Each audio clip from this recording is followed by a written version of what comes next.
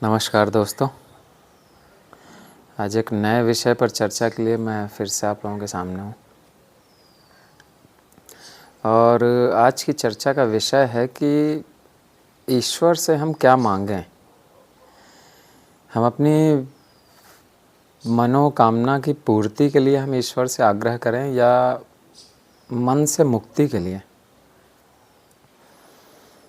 तो हम ज़्यादातर अगर हम देखें अपने चारों तरफ तो एक आम जन अपनी मनोकामना की पूर्ति के लिए ही सब कुछ प्रयास करता है कि वो ईश्वर से उन सब चीज़ों को मांगे, उनसे विनती करे कि वो उसके जीवन में जो भी कमी रह गई है, जो भी अभाव रह गया है, वो उसकी पूर्ति करें।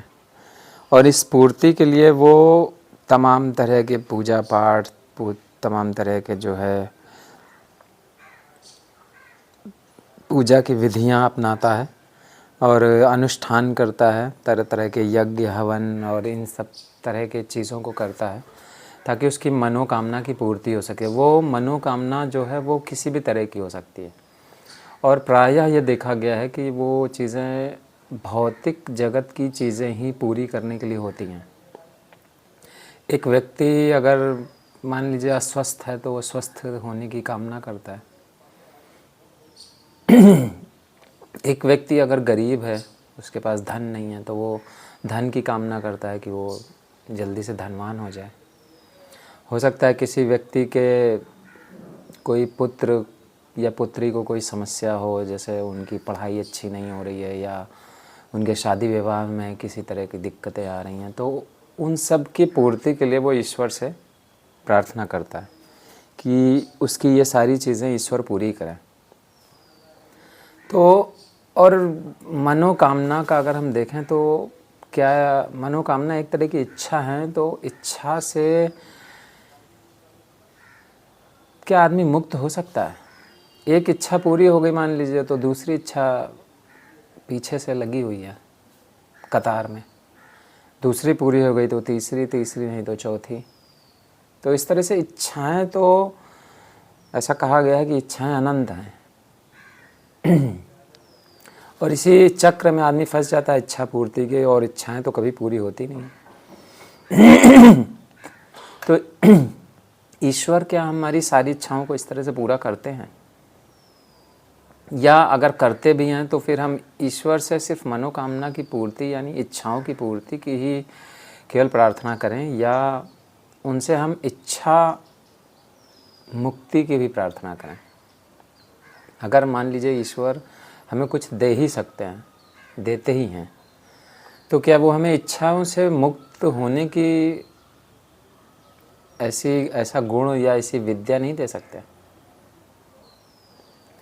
जिससे कि मन ही ना रहे, जिससे इच्छा करने वाला जो मन है वो ही ना रहे, यानी कि मनोनाश हो जाए, मन से विहीन हम हो जाएं?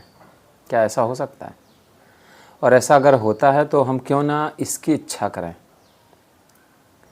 बशर्ते कि हम इच्छाओं की पूर्ति के लिए ही ईश्वर से हमेशा उनके सामने उनसे मांग करें या उनसे प्रार्थना करें और उन्हीं की पूर्ति के लिए ही बस अपना आयोजन करें।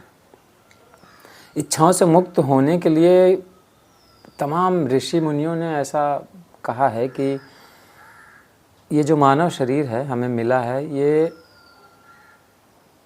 जीवन और मरण के चक्र से, इस दुष्चक्र से मुक्त होने के लिए मिला है। कर्मों का सिद्धांत है, कर्मों के सिद्धांत के आधार पर हमें जीवन, मरण और फिर दूसरा जन्म मिलता है उनको पूर्ति करने के लिए। तो क्या इच्छा मुक्त होकर के कर्म के सिद्धांत से हम मुक्त हो सकते हैं और इस जीवन मरण के चक्कर से हम छुटकारा पा सकते हैं? तो इसके लिए ही मोक्ष की संकल्पना की गई है, और वो मोक्ष होता ही यही है कि इच्छाएं ना रहें आपके मन में। मनोनाश की स्थिति ही मोक्ष की स्थिति है।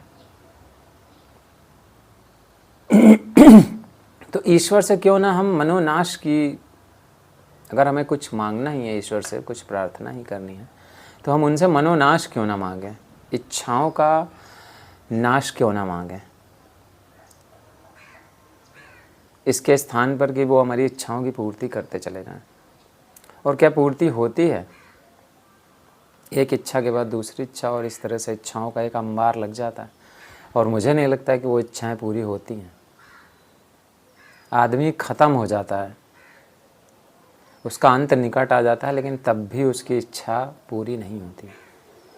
आप देख लीजिए एक वृद्ध व्यक्ति जो शरीर को छोड़ते समय भी वो चाहता है कि शरीर ना छूटे, यही उसकी इच्छा है कि शरीर से अभी वो उतना भोग शायद नहीं कर पाया है जितना कि वो चाहता है। उसकी इच्छाएं अभी भी बची हुई हैं, और यही इच्छाएं फिर उसे फिर दो चक्र में फंसा देती हैं। वो फिर अगला जन्म, क्योंकि ये इच्छा पूरी नहीं हुई, मरते वक्त अगर इच्छा बाकी रह गई तो वो अगले जन्म में आपको ले जाएगी। वही इच्छाएं ही तो आपको भगाती रहती हैं, और जब इच्छा से आप मुक्त हो गए तो फिर अगला जन्म कैसे होगा? नहीं होगा। यही से मुक्ति और मोक्ष की संकल्पना है फिर।